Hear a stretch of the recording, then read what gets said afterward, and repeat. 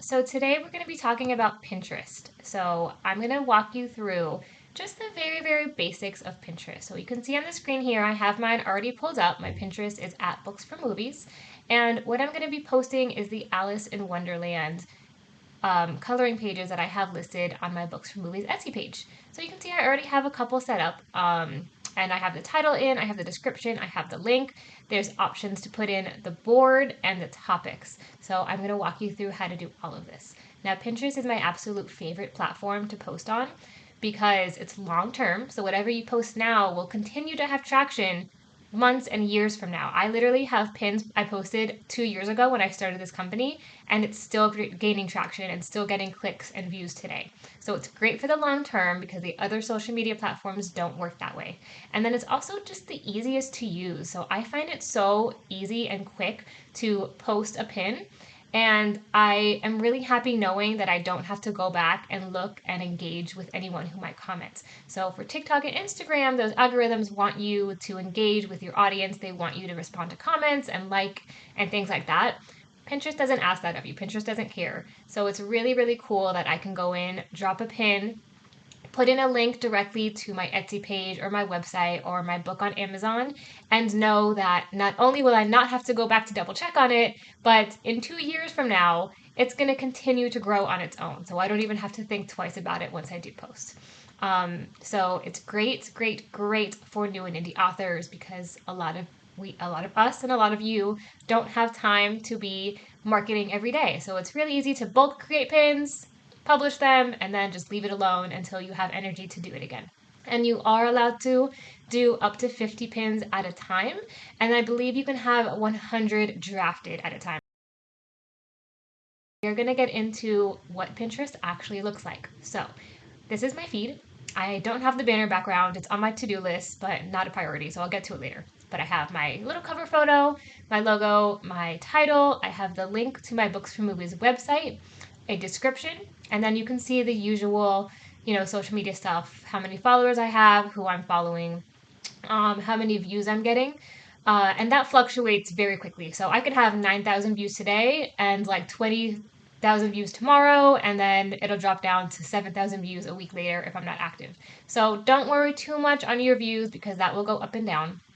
As long as you try to remain consistent, you'll start to see your analytics show that you are growing. So I have pins that I posted literally today, and I already have 6, 7, 23 views, 45 views, which is really cool because I literally posted that, I don't know, an hour before I recorded this video.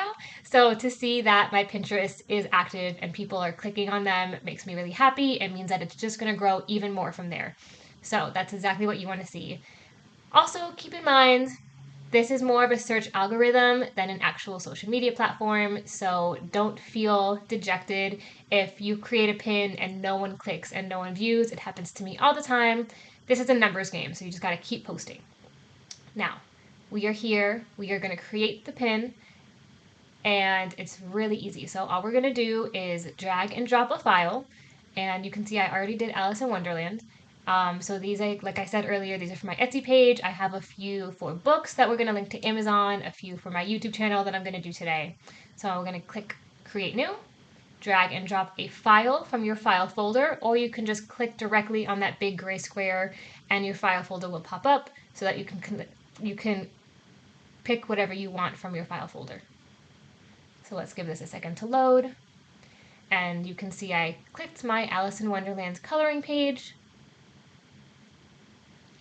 Now we're going to create a title and then the description and a link. And those are the three main really important things you should focus on. We're not going to get really deep into SEO today. We'll do it in another video, but SEO is just a fancy term for keywords and key phrases. So this is my Etsy page. We're going to copy this link without the unnecessary stuff at the end of the URL. So I'll show you again later in the Amazon, but all those unnecessary letters and numbers and backslashes and stuff, we can take it out. So we're just going to do the clean link. That's what it's called. It's a clean link without the unnecessary stuff at the end.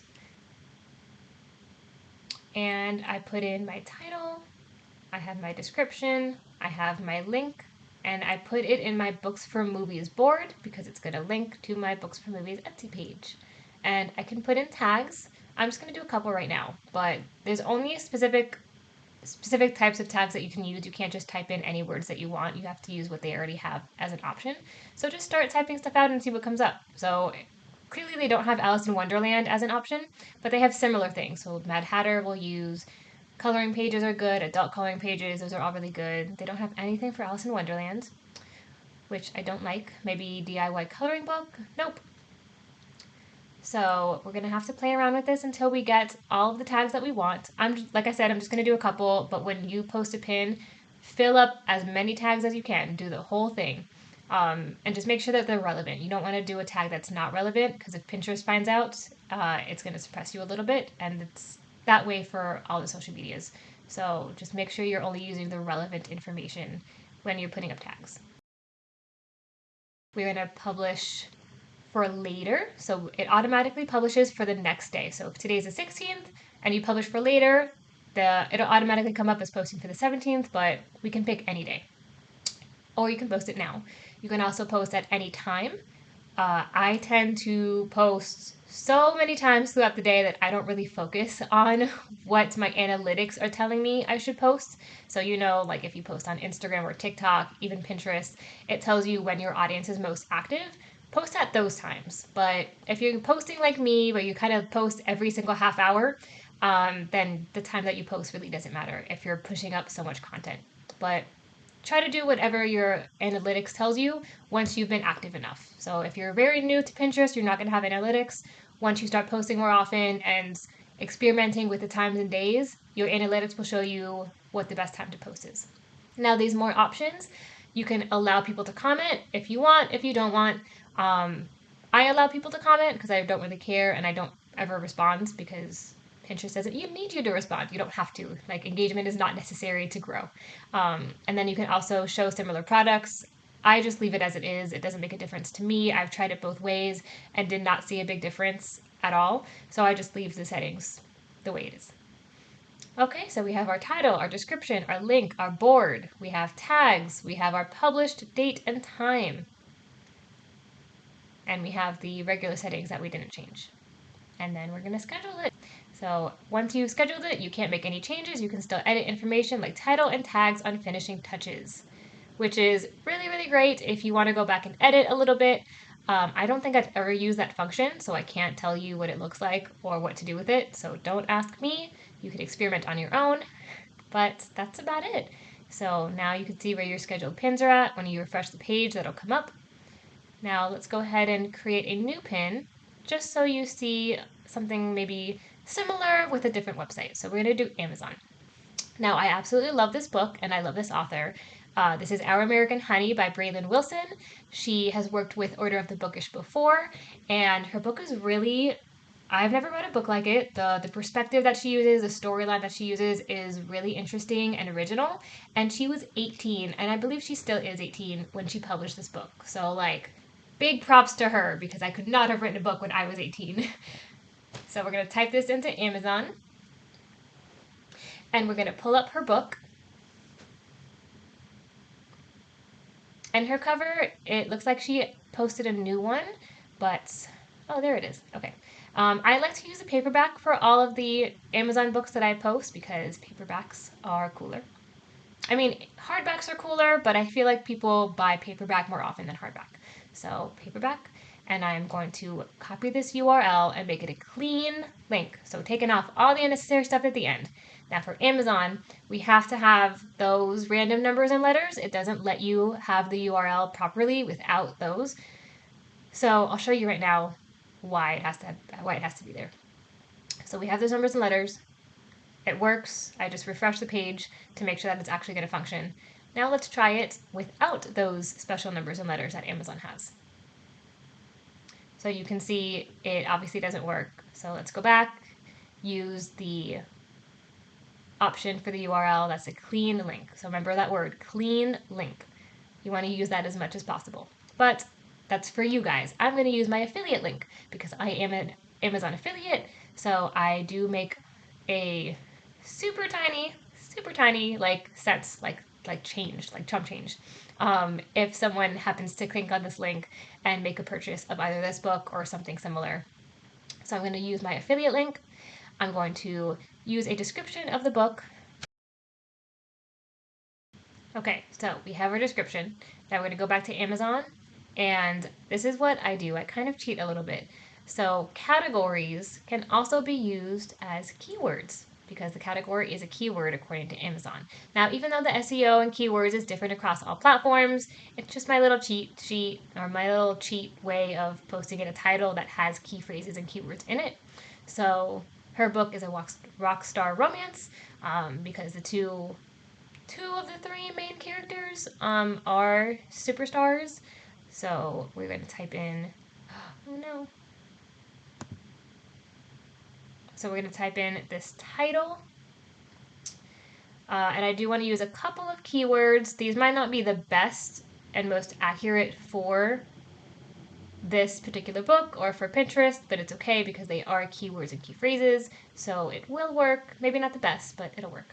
So we have indie author, young writer, book rec, fiction, story. And then we got to do some tags. I'm only going to do a couple again because I don't want to spend all day doing this. But you should definitely, when you put in your tags, do all of them. Fill it all up. I believe you can do up to 10. So book lovers, book cover, book recommendation, whatever comes up. We'll just do these. Okay, now we got to do our board. And we're going to do my book recommendations board, which is called Books, Books, Books.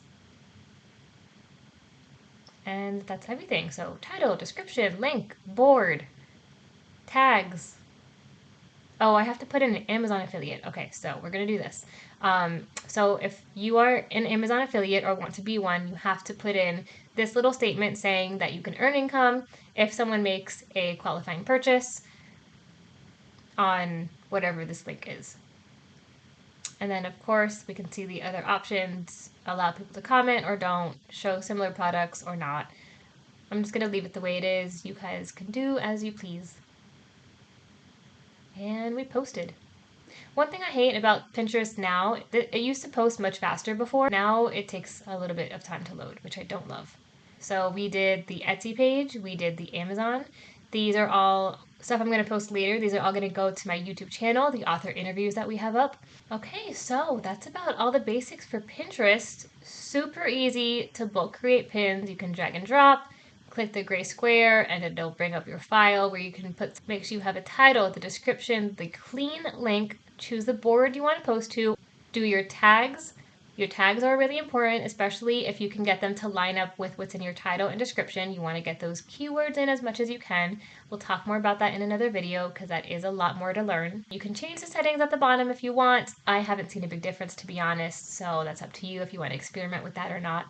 And you can post either immediately or you can schedule it out for later. You can have 100 drafts at a time. So essentially you can have one pin drafted and scheduled to post every single day for 100 days, which is incredible and I love so much because it makes my life so much easier, and this will make your life much easier as well. I highly recommend that if you are an author, bookish artist, bookish business person, small press publisher, get Pinterest immediately because it's so easy to do.